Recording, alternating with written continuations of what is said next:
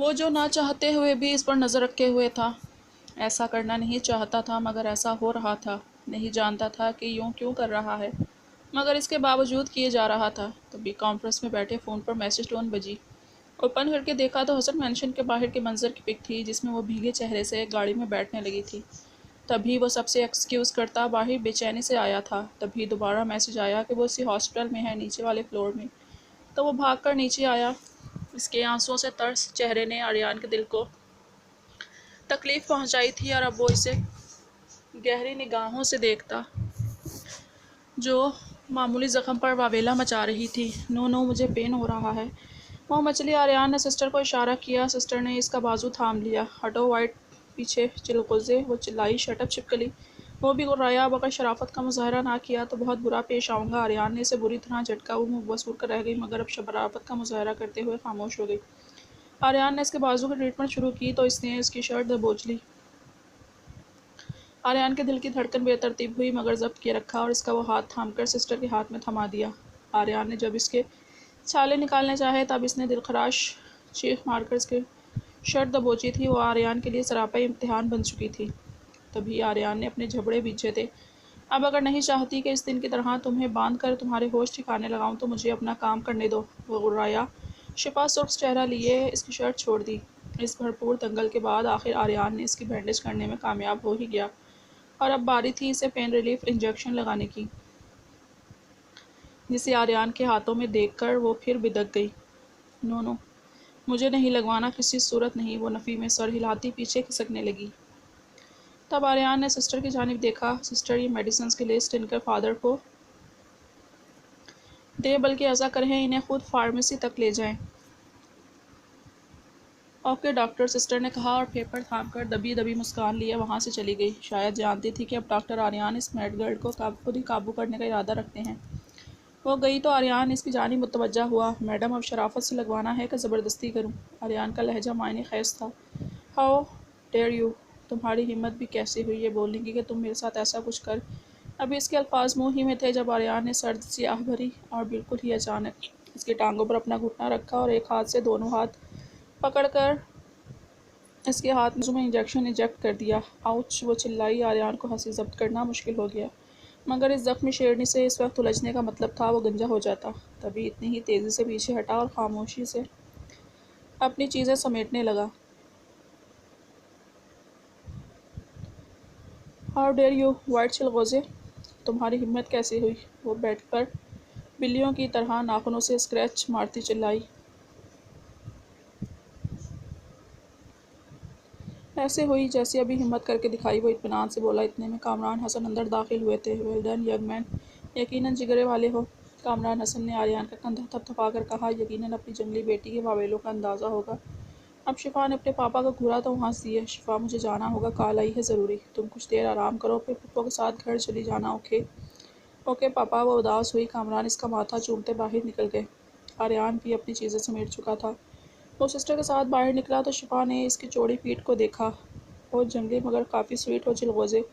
وہ دل میں مخاطب ہو کر مسکرائی، جانے بغیر کہ آخر زندگی سے بہت ٹف ٹائم لینے والی ہے، کہ وہ بہت رونے والی ہے، بہت۔ منی ایک بڑا سا پیکٹ لے کر رواحہ کے روم میں داخل ہوئی تھی، وہ جو بیڈ پر بیٹھی تھی۔ اس کے تو ہاتھ پیر ٹھنڈے ہوئے جا رہے تھے۔ منی کو ہنسی تو بہت آ رہی تھی، مگر دبائے رکھی کہ اس کے چھیڑنے سے وہ اور زیادہ گھبرا جاتی۔ منی نے پیکٹ لا کر بیڈ پر رکھا۔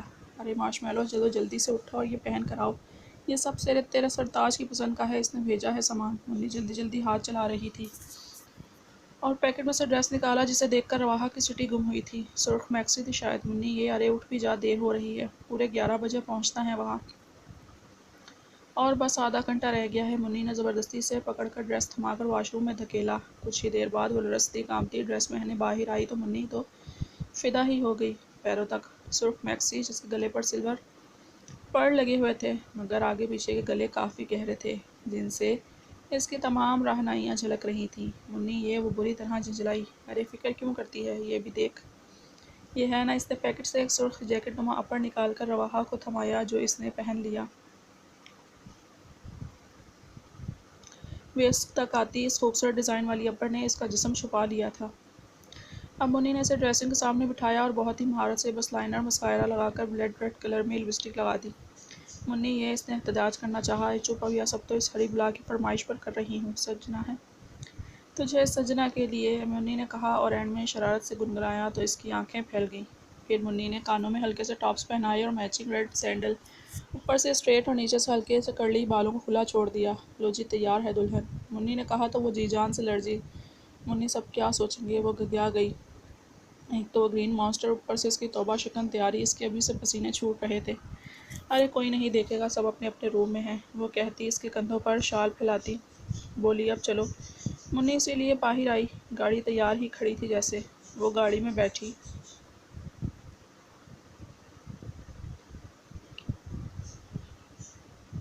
آدھے گھنٹے کی مسافت طے کرنے کے بعد گاڑی سی وی او والے اپارٹمنٹ کے گیٹ کے سامنے آ کر رکی۔ رواحہ نے مضبوطی سے منی کا ہاتھ تھام لیا، دل کی تیزی سے دھڑک کر پسلیوں سے تھر تھرانے لگا۔ لو جی مارش میلو، میرا ساتھ تو یہیں تک تھا، اب تمہیں اکیلے ہی اگلی منزل طے کرنی ہے۔ مجھے تو واپس جانا ہے، منی بے نیازی سے بولی، چارہ بھی تو کوئی نہیں تھا دامن بچانے کا اور نہ ہی کوئی جائے فرار۔ وہ گاڑی سے اتر کر دھیمے دھیمے چلتی لاؤنج میں آئی۔ لاؤنج میں کھڑے گارڈز نے باہر سے ڈور بند کر دیا تھا۔ رواحہ حیران ہوئی، اپارٹمنٹ کا تو نقشہ ہی بدل گیا تھا۔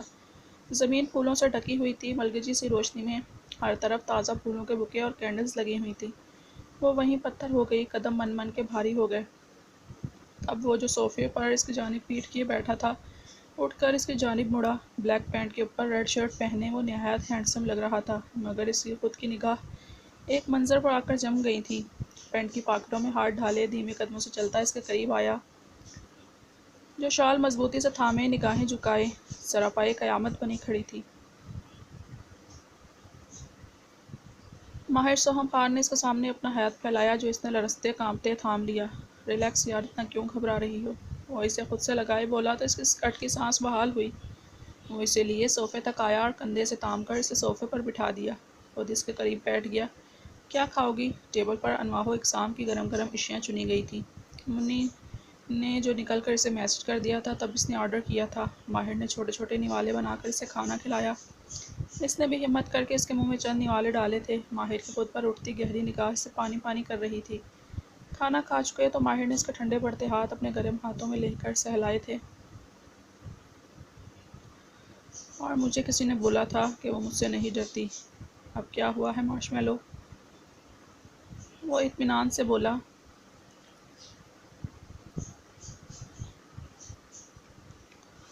چلو۔ وہ اس کا ہاتھ تھامے اب اپارٹمنٹ سے باہر آیا تھا۔ کچھ دور چل کر اب وہ دونوں ننگے پاؤں تھے۔ سمندر کی نرم گرم لہریں پاؤں سے ٹکرا کر واپس لوٹ رہی تھیں۔ ایک دوسرے میں مگن وہ یوں ہی باتیں کرتے رہے۔ چاندنی رات کی بکھری چاندنی میں وہ صرف لباس میں آسمان سے اتری اپسرا لگ رہی تھی۔ ماہر، آپ کو پتہ ہے یہ میری کتنی بڑی خواہش تھی سمندر دیکھنے کی۔ وہ چہکی مگر خود پر اٹھتی اس کی پرحدت نگاہ نے اس کی چلتی زبان کو بریک لگائی تھی۔ تب ماہر سوہم خان نے نرمی سے اس کی کمر کے گرد اپنے بازو حائل کیے اور اسے خود سے لگایا۔ رواحہ کی نگاہیں جھک گئیں۔ ماہر نے عقیدت سے جھک کر اس کی دونوں آنکھوں پر اپنے لب رکھے اور اس کے چہرے کا ایک ایک نقش چوما۔ اب وہ پرحدت دہکتے لب اس کی گردن پر رکھے۔ ماہر، اس نے اتھل پتھل ناہموار سانسوں کے ساتھ اسے پکارا۔ بوجھل سی آواز میں بولا گیا، کوئی دیکھ لے گا۔ سرگوشی مدھم سی تھی۔ ماہر گہرا مسکرایا، تب اسے اپنے بازو میں اٹھایا۔ ماہر، نیچے اتاریں، گارڈز دیکھ لیں گے۔ وہ روحان سی ہوئی۔ میری جان، خاموش رہو، کوئی نہیں دیکھے گا مارش میلو۔ وہ اسے لیے اپنے روم میں آیا اور پیر سے دروازہ لاک کیا۔ روم سے بھی زیادہ خوبصورتی سے سجا ہوا تھا۔ ماہر سے بیڈ پر پھولوں کے درمیان اتارا، وہ جی جان سے لرزی۔ ماہر نے اس کے سامنے بیٹھ کر پینٹ کی پاکٹ سے کچھ نکالا، اس کے سامنے ہاتھ پھیلایا تو اس میں ایک خوبصورت سی بریسلٹ تھی۔ ماہر نے خود ہی اس کی کلائی آگے کی اور وہ بریسلٹ پہنا دی۔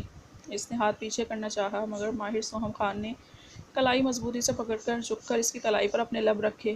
پورے بازو پر لب رکھتا وہ گردن تک آیا تھا۔ ماہر، خاموش رہو روح۔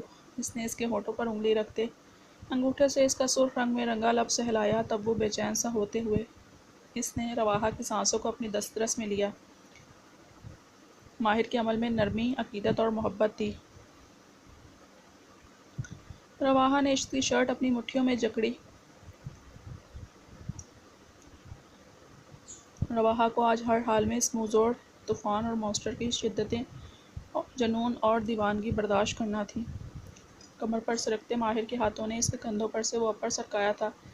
رواحہ کی بیک بون میں سرسراہٹ ہوئی۔ اس کی محبت اور شدت سے بحال ہوتے رواحہ نے خود کو اس کے کشادہ سینے میں چھپایا تھا۔ یہ خود سپردگی کا عالم تھا۔ ماہر کے لبوں پر ایک آسودہ سی مسکان بکھری تھی۔ تب اس نے اپنی روح کو اپنی آغوش میں لے کر بیڈ پر لیٹتے لائٹ آف کی تھی۔ بند کھڑکیوں سے چھن کر آتی چاند کی چاندنی بھی جیسے ان کے ملن پر شرما کر واپس چلی جاتی تھی۔ گہری رات نے، محبت نے پر پھیلا کر سمیٹے تو ان کو اپنی آغوش میں لے لیا۔ محبت، عقیدت اور پاکیزگی لیے یہ دو دلوں اور روحوں کا بندھن آج مکمل ہو گیا تھا۔ وہ کافی دیر کے بعد ابراہیم ہاؤس لوٹا تھا۔ اب جب اسے حقیقت کا تدارک ہو گیا تھا تو بالکل وقت ضائع نہیں کرنا چاہتا تھا اسے وائٹ پیلس لے جانے میں۔ تبھی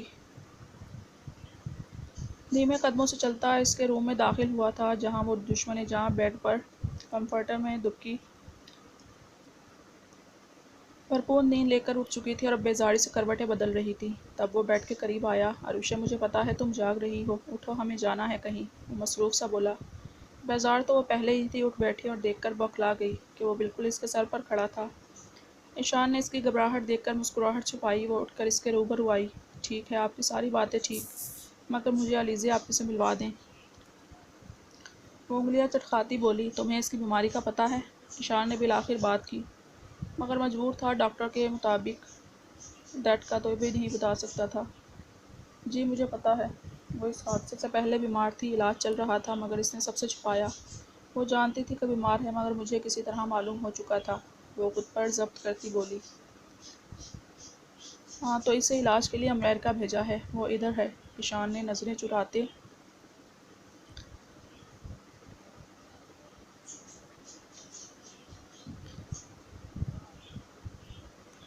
بتایا تو میری فون پر بات کروا دیں، اس نے اگلا آپشن بتایا۔ وہ انڈر آبزرویشن ہے اور رات کے وقت بات کرنی ہے تمہیں، ایشان نے اسے سمجھانا چاہا، بس ایک جھلک دکھا دیں۔ وہ رو ہی پڑی تھی۔ صبح کو ایشان نے اسے کندھوں سے تاما، وہ کسمسائی اور جھٹکے سے پیچھے ہٹ کر کھڑی ہو گئی۔ چلو، ایشان نے سنجیدگی سے کہا تو وہ اس کے پیچھے پیچھے چلنے لگی۔ وائٹ پیلس پہنچ کر اس نے جو سب سے پہلے چہرہ دیکھا تھا اور پہچانا تھا وہ فجر کا تھا۔ تبھی وہ اس سے لپٹ کر رونے لگی، جبکہ ابھی وہ سب جان تھے کہ عروشے ٹھیک ہو چکی ہے۔ ارے روشے بیبی کو کیا ہوا، مجھے بتاؤ، اس ایش نے پریشان کیا ہے؟ میں ابھی پوچھتی ہوں اس سے۔ فجر نے اسے پچکارنا چاہا۔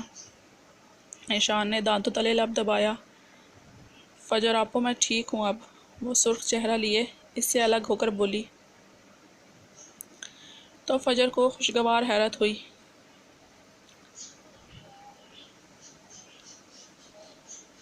ارے واقعی فجر نے اس کا منہ چوما تھا۔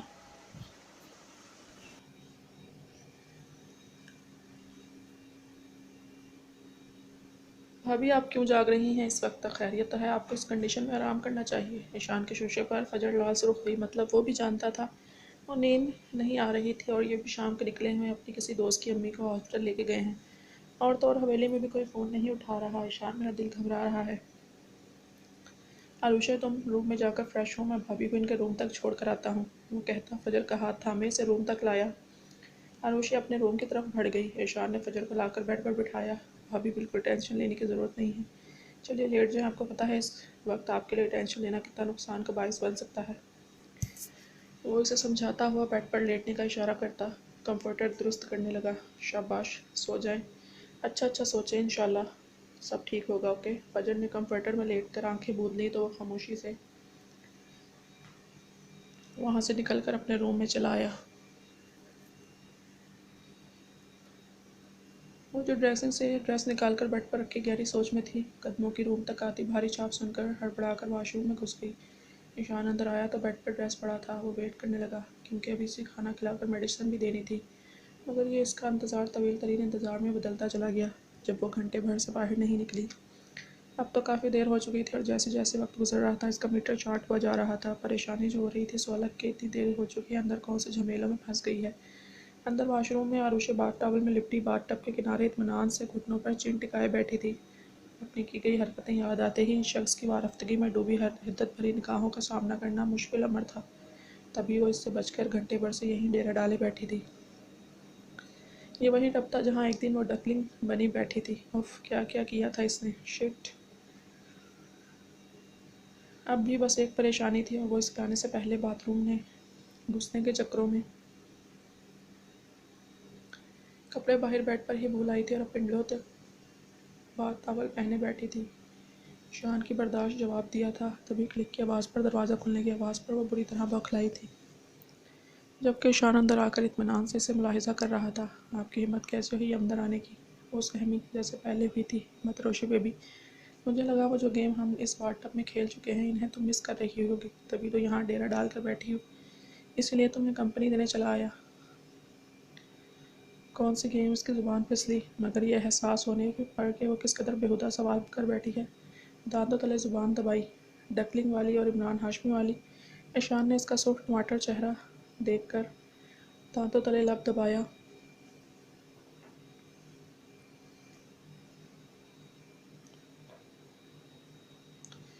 میں آپ کے منہ نہیں لگنا چاہتی۔ وہ جو جان سے لرزی تھی اپنی گھبراہٹ پر بمشکل قابو پاتی وہ راتی اس کے پہلو سے باہر نکلنے لگی، جب بہت اچانک ایشان نے اس کے کمر کے گرد بازو لپیٹ کر اسے دیوار سے پن کیا تھا، اس کی گردن سے گیلے بال ہٹائے۔ ابھی منہ لگنے کی گستاخی کی ہی کب ہے روشے بیبی؟ گردن پر تہکتے لب رکھے ہروشے کے 14 طبق روشن ہوئے تھے۔ یہ بھی پنگا اس نے جان بوجھ کر لیا تھا جو اس کے گلے پڑ چکا تھا۔ چھوڑے مجھے، وہ بری طرح مچلی، مگر گرفت آ ہی نہیں تھی۔ سامنے والے کی مرضی کے بغیر اس کی گرفت سے نکل پانا روشے کے لیے ناممکن تھا۔ تب بھی مدہوش اور بے خود سا ہوتے ایشان نے خود پر سے کنٹرول کھوتے اس کی گردن کے گرد لپیٹ کر اس کا چہرہ اوپر اٹھا کر ان گداز لبوں کی نرماہٹیں اپنے اندر اتاری تھی۔ عروشے کی روح فنا ہوئی تھی کیونکہ لمس پرحدت پگھلاتا ہوا سا تھا۔ عروشے نے اس کی شرٹ دبوچ کر اسے دور ہٹانا چاہا۔ بے حال ہوئی اس کی حالت دیکھ کر ایشان نرمی سے پیچھے ہٹا تھا۔ عروشے لمبی لمبی سانس بھرتی اپنا سانس ہموار کرنے کی کوشش کرنے لگی جو وہ منٹوں میں اٹکا چکا تھا۔ ایشان نے دلچسپی سے اس کے بھیگے سراپے اور لبوں کو دیکھا۔ ایک گیم تو کھیلی، اب دوسری کے بارے میں کیا خیال ہے عروشے؟ وہ شرارت سے بولا، میں نے کہا ہٹے سامنے سے، جانے دے مجھے، بہت ہی کوئی بدتمیز اور بے شرم انسان ہیں آپ، ایسے کوئی واش روم میں گھستا ہے کیا؟ وہ خفت پٹانے کو غرائی مگر اس سے نگاہیں اب بھی نہیں ملا پا رہی تھی۔ مجھے تم نے ہی اکسایا ہے روشے بیبی، اب مجھے الزام مت دو، وہ اطمینان سے بولا۔ عروشے نے اسے دھکا دے کر پیچھے ہٹایا اور وہاں سے نکلتی چلی گئی۔ باہر آ کر بیڈ سے ڈریس اٹھا کر ڈریسنگ روم میں گھس گئی۔ تب ایشان مسکراتا باہر آیا تھا اور باہر جا کر گارڈ سے اپنا آرڈر ریسیو کیا۔ وہ کھانے کی ٹرے لیے روم میں داخل ہوا تھا، تب وہ ڈریسنگ کے سامنے بیٹھی بال برش کر رہی تھی۔ آؤ عروشے، کھانا کھاؤ۔ وہ شرافت سے اٹھ گئی۔ اب اس پاگل آدمی سے وہ بالکل الجھنا نہیں چاہتی تھی۔